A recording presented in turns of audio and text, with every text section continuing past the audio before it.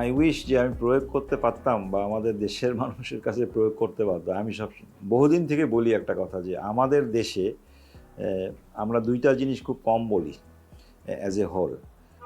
এক হচ্ছে যে আমরা থ্যাংক ইউ বলতে চাই না এবং আমরা সরি বলতে জানি না। সো আই উইশ আমরা এই জিনিসটা চেঞ্জ করি বিকজ দিস ইজ আখলাক, মানুষের ব্যবহার। মানুষের ব্যবহারটাই কিন্তু রিমেইনস। আমাদের চরিত্রের প্রধান বৈশিষ্ট্য হচ্ছে আমাদের ব্যবহার।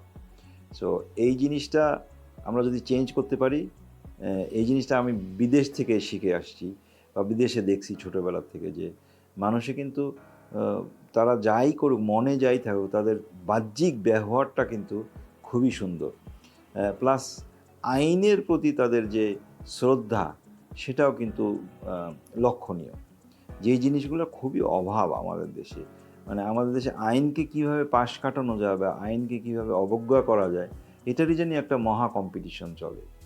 So we have to have ethics, যে এথিক্সটাও তারা ফলো করে।